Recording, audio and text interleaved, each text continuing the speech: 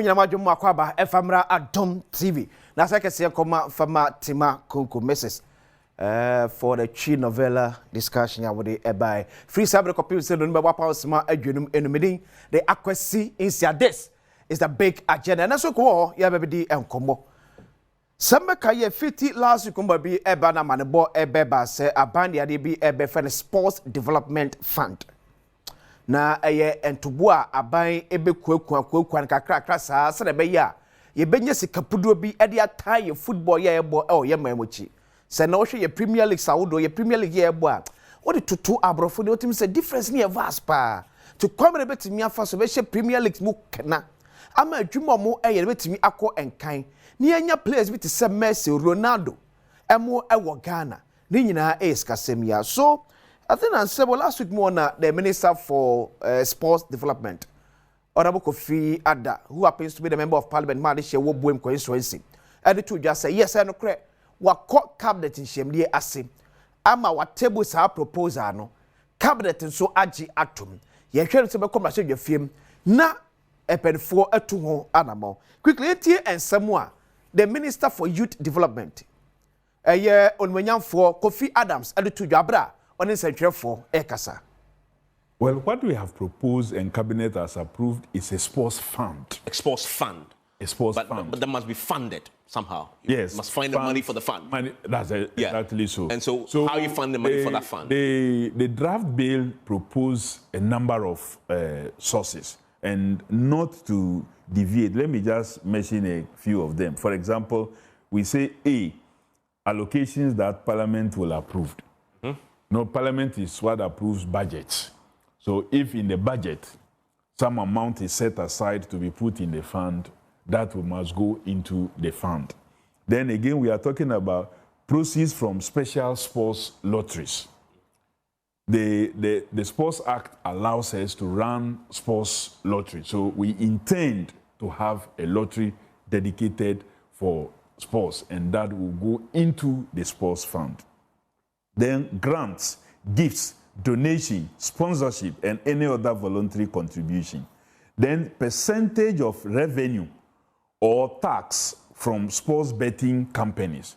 The sports betting companies generate revenue. A percentage of it could be put into the fund. Or the tax they pay to the state, a percentage of it. So what they are already paying, a percentage of it could be set aside into the fund.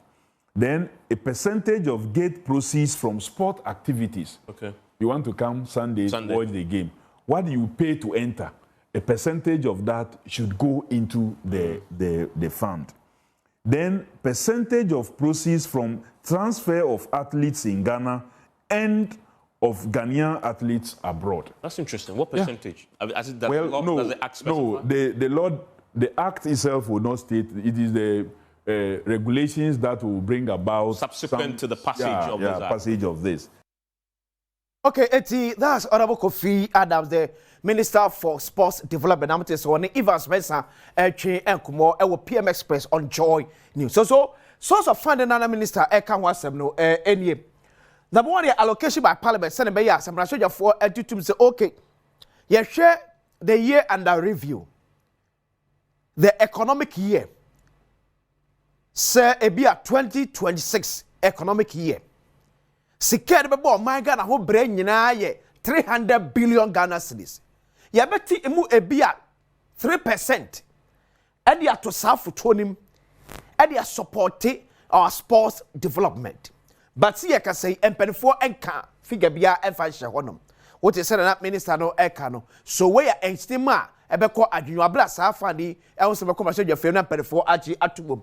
Now allocation proceed from special sports lottery. Eti ya baby samunsem.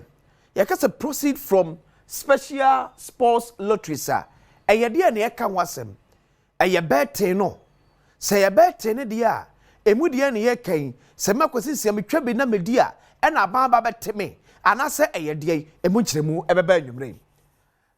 Then grant, gift, donations, sponsorship, and other voluntary contributions. Ghana need to one say, send a Ghana football echo, send a Ghana good yamusem echo the fanum. Me feel senka, yelisika sem, eshemia yelise yabebwa, etimuso montubwa, ebi a 10,000, pen for pachamonye, nianfa to futunum, nianfa mwa Ghana, I can't see one semua, and so pen for chman semeje, net to me abwa. Then your percentage of revenue of tax or tax from sports betting companies. And the sports betting companies, omuchia etwadada. Abansi sa to omuchia this time no ye fedi nyina 100% no and call the mainstream consolidated fund no biem.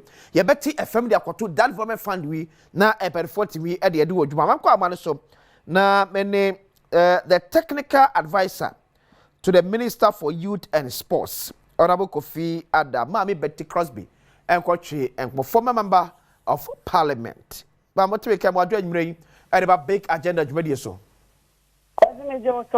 Yeah, say. Boko na nso e.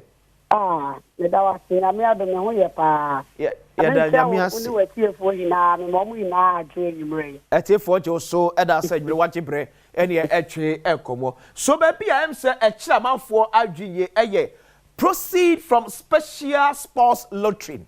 Yeah, a part of Queen Befa so anya sika e de abo sa sports development fund e ho ebra. E mu chemu ne say. Your friend is the current initiative of Ministry of Sports and National Recreation. A sports fund, minister in his wisdom, the two say, sports in general. Yeah. To me, a two pound nima. But they are not coming to say, we ask them, and good news, and I say, yes, and papa, and my Ghana for Hinara.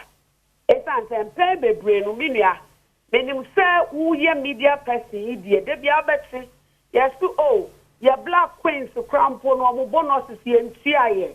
Your black star, or more per diem, yen CIA. Quine, sports infrastructure. War a man on the other countries are. Who said there sometimes, the Baba Yara, and then Sabita Frache. To me approval for international games. We have a lot of concerns. But what to say when it comes to sports, even football in particular, which happens to be the passion, the heartbeat of the people of Ghana now. Nanka, I say, now this particular moment, no, now you can't dream boom. Near say, quite so, and the now you bet to me far together, no, you bet me the necessary resources and the funding now. Ye dey say a good day ma betimi aboa na project ama ya good day netimi akoso jodo. Okay. The brain na waka no. And say special funding national lotteries no. No correct. It's one of the proposed avenues ministry and then the technical team no what did you say ye betimi enya percentage be na yetimi dey dey say sports fund no. No pe Minia, Sabi, Obi or first, so betting tax. We are not looking at betting tax. Okay. We are looking at maybe a special lottery. And meaning say a more media house see. I am mutai Edia Grobi. Won't the code be asked for Abonte. So you are the first person to win no Obenya way. We are asking sir the Kunu Samu Chenipana their percentage kakra. Ever to me about the core a good game. And you bet me promote to sports in general. Ghana for Hinarano, who just cash out what now in terms of entertainment, in terms of sports, no, yes, we have to push Nagana for any aji. Okay, it is one of some metuasi ya. Now, any form of promo beer, a check for Ade Biano, or see ye so a percentage, and about to find him. We are considering that. Okay. We are considering that. And then we are considering specifically a promo be a yes sports related. Oh, okay. And if say and then say obi run sports promo. Na mi chebi. Na mi wini e bia 500, 300 cities free more. Yeah, share me see a bet tip me 300 na 500 mu bi e dey to fund mu ana. We patch fan a year consider. Okay. Fan a year consider. Any betting tax. Okay. Because of what your friend is saying, the opening avenue for transparency and accountability in no ebema Ghana for any po ebeje say yes contribution eti one of yes ahwade we so what about obia already otwa sa sports betting because ye ka say or set promo na ye ka wase be sports related eti obia wotwa sports betting so no so odia ye beti bia na me enu no em say percentage na ekwa aban futuo mu no dada no enu na ye hwese ye ne eye government of Ghana ebetimi edin kita ho na eye percentage na ekwa aban futuo mu no ye benya saa futuo mu percentage. Okay, so wo hwa me patcho mama proposal no ebiem so hwa eye niema mienu na wo so patcho mama proposal no the fund okay so baako eye proceed from special sports lottery and other one so eye taxes eda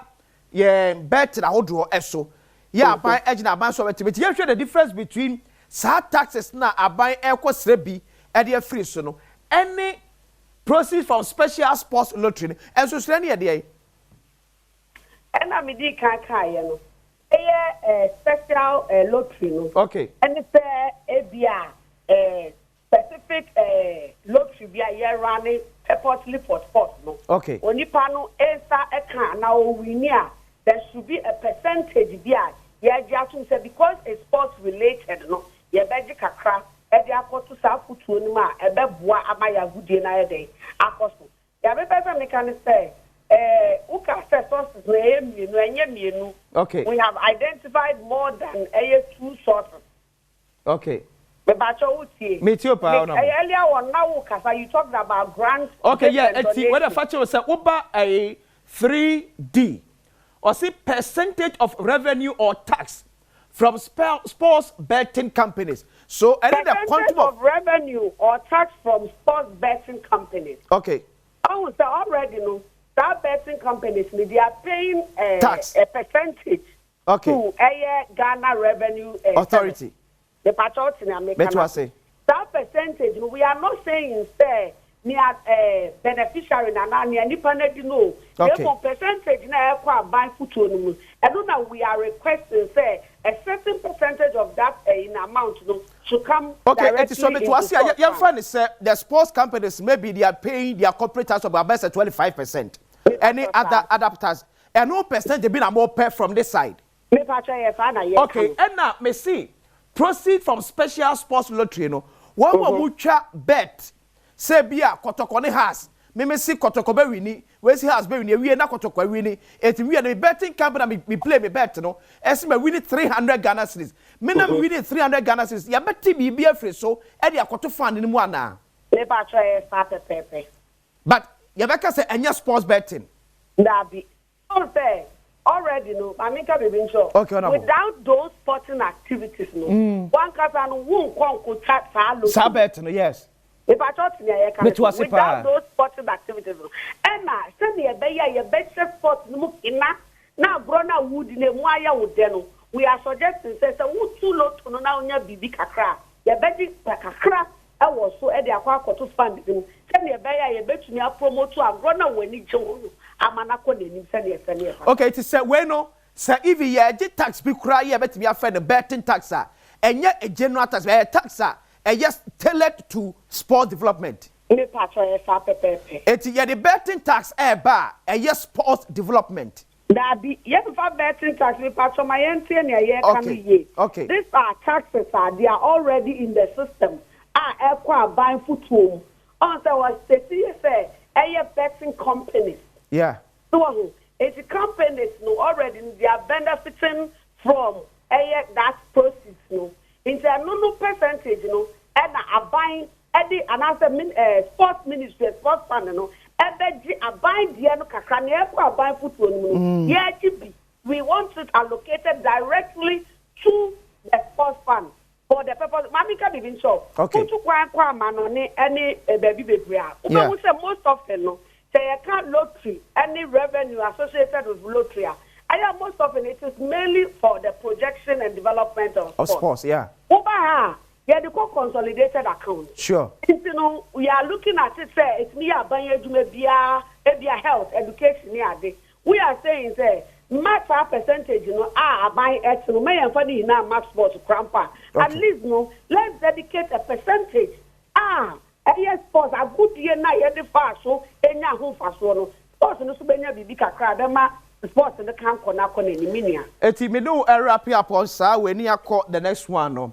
So point B na says a man frontier say ucha sports betting na say udi na mpedfo gi sa sport development fund e etumwa ye pete kakra e dey support your sports development.